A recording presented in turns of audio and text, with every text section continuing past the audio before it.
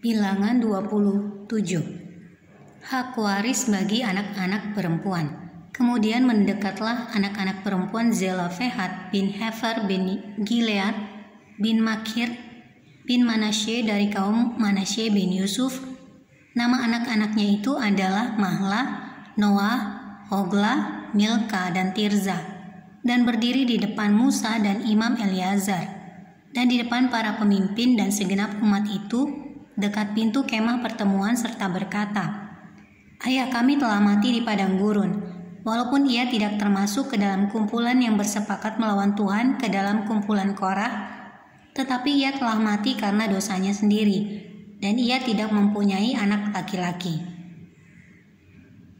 Mengapa nama ayah kami harus hapus dari tengah-tengah kaumnya, oleh karena ia tidak mempunyai anak laki-laki?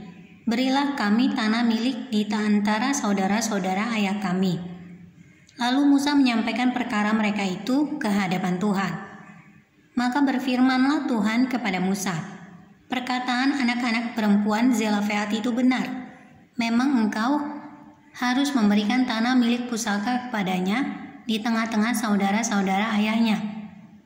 Engkau harus memindahkan kepadanya hak atas milik pusaka ayahnya. Dan kepada orang Israel, engkau harus berkata, apabila seseorang mati dengan tidak mempunyai anak laki-laki, maka haruslah kamu memindahkan hak atas milik pusakanya kepada anaknya yang perempuan.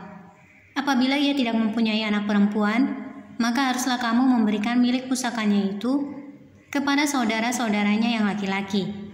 Dan apabila ia tidak mempunyai saudara-saudara lelaki, maka haruslah kamu memberikan milik pusakanya itu kepada saudara-saudara lelaki ayahnya. Dan apabila ayahnya tidak mempunyai saudara-saudara lelaki, maka haruslah kamu memberikan milik pusakanya itu kepada kerabatnya yang terdekat dari antara kaumnya, supaya dimilikinya. Itulah yang harus menjadi ketetapan hukum bagi orang Israel, seperti yang diperintahkan Tuhan kepada Musa."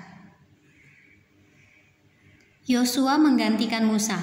Tuhan berfirman kepada Musa, "Naiklah ke gunung Abarim ini, dan pandanglah negeri yang kuberikan kepada orang Israel. Sesudah engkau memandangnya, maka engkau pun juga akan dikumpulkan kepada kaum leluhurmu, sama seperti Harun abangmu dahulu. Karena pada waktu pembantahan umat itu di padang gurun Zin, kamu berdua telah memberontak terhadap titahku untuk menyatakan kekudusanku di depan mata mereka dengan air itu. Itulah mata air Meriba dekat Kades di padang gurun Zin." Lalu berkatalah Musa kepada Tuhan, "Biarlah Tuhan Allah dari roh segala makhluk mengangkat atas umat ini seorang yang mengepalai mereka waktu keluar dan masuk, dan membawa mereka keluar dan masuk, supaya umat Tuhan jangan hendaknya seperti domba-domba yang tidak mempunyai gembala." Lalu Tuhan berfirman kepada Musa, "Ambillah Yosua bin Nun, seorang yang penuh roh, letakkanlah tanganmu atasnya. Suruhlah ia berdiri di depan Imam Eleazar dan di depan segenap umat, lalu berikanlah kepadanya perintahmu di depan mata mereka itu. Dan berilah dia sebagian dari kewibawaanmu, supaya segenap umat Israel mendengarkan dia. Ia harus berdiri di depan Imam Eleazar, supaya Eleazar menanyakan keputusan Urim bagi dia di hadapan Tuhan. Atas titahnya mereka akan keluar, dan atas titahnya mereka akan masuk, ia beserta semua orang Israel segenap umat itu." Maka Musa melakukan seperti yang diperintahkan Tuhan kepadanya. Ia memanggil Yosua dan menyuruh dia berdiri di depan Imam Eleazar dan di depan segenap umat itu.